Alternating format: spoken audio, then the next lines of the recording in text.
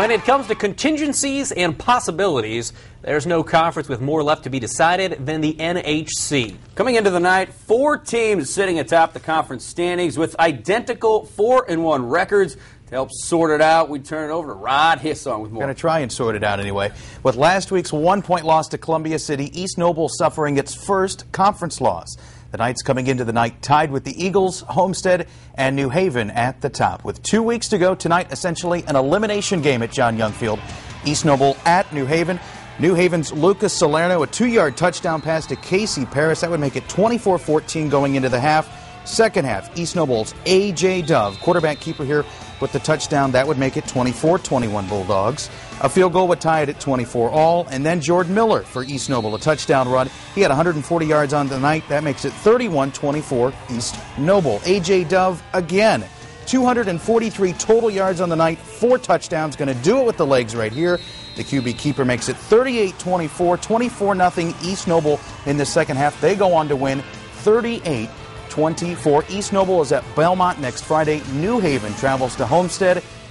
Getting a little more interesting. Guys, back over to you. All right, Rod, you stay employed for one more week. Homestead, one of those one-loss teams in conference. Spartans hoping to keep it that way against Norwell. Norwell, though, striking first. You saw it go right through the defender's hands. It's Noah Patton, the senior quarterback, to Landon Curry. And Curry cutting up the field with a touchdown right there. He gone. 7-zip Norwell, and you know that doesn't really sit too well at Dave S. Walters Memorial Stadium because Norwell got him last year, if you remember. Homestead starts rolling with Cody Appenzeller. The senior had 5 touchdowns in week 1.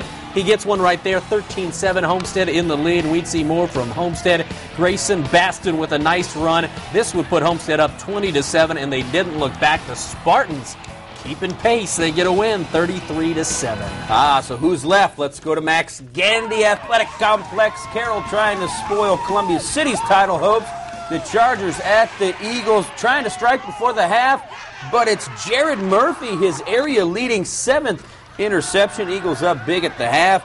CC's offense striking in the third when Logan Rare hits Thomas De La Cruz. 241 yards, 4 touchdowns for Rare. They love the cowbell in Columbia City. Why not? Well, how about the Eagles defense then? Jacob Moser, big tackle for loss, and De La Cruz trying to do a little bit of everything in this game. It must be the night of the hurdle. He John Easley'd that guy. He hurdled, he stepped on the guy's back, but Columbia City had built their lead big enough. They hold on for the win tonight, 31-24 the final. I got a fever. The only cure is more cowbell. Up in Barron Country, Dekalb still looking for that elusive first win. Belmont trying to keep it that way. That's Daniel Meyer with a short touchdown. 7-zip Braves. He had 106 yards, couple of TDs. Dekalb gets pinned on their 1.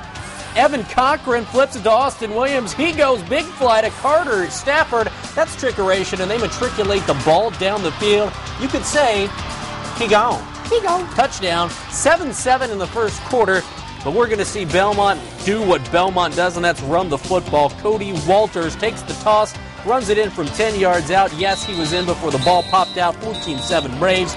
More from the Braves running game. Riley Hankinson, 128 yards for him. And Belmont picks up a win against DeKalb, 34-7. Moving on to the ACAC, it's a pretty cut-and-dried race. If Leo wins this week or next week, the Lions would clinch the conference title. Not only that, but it would be the first time in school history the football program had won back-to-back conference championships. Lions trying to clinch and trying to do their best against their biggest rival, Garrett. At the big train, well, Leo had to punt here, but Braden Moreau, he cannot field the punt cleanly. Nick Kelly recovers for the Lions, and what do if you're Leo? You hand it off to Connor Kasser. He takes it in from 30 yards, 199 yards, 4 touchdowns for the big running back as Leo was in command in this one.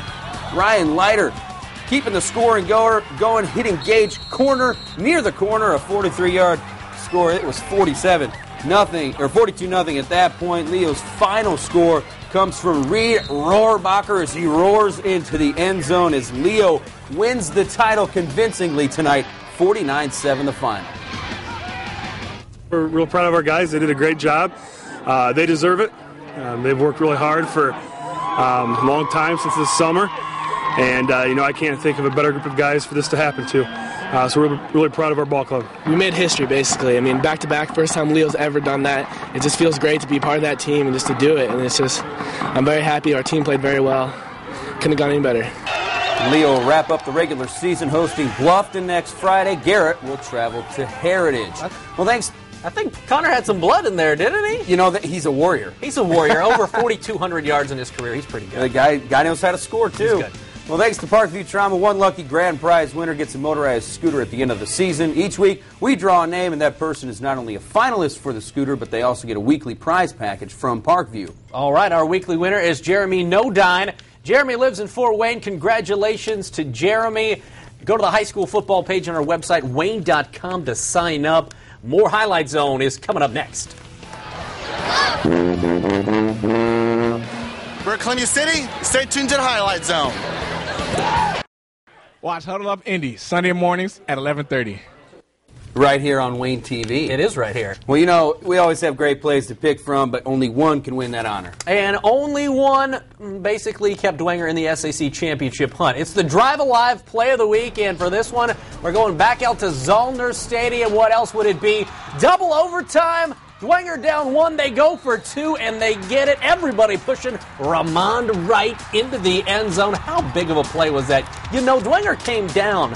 They were down by 14 in the fourth quarter to tie it up. They send it into double OT, and as Chris Schwarzkopf said, we went for it! I love it. 2 weeks in a row, we had a team go for two and the win. It doesn't get any better than that. All right, that is your Drive Alive Play of the Week. Let's look ahead to next week. Here it is. Bishop Dwenger, Bishop Lures, two undefeated teams going head-to-head for the SAC title. I think we're going to start the hype tomorrow. Why don't we start it right now? Let's start it right now.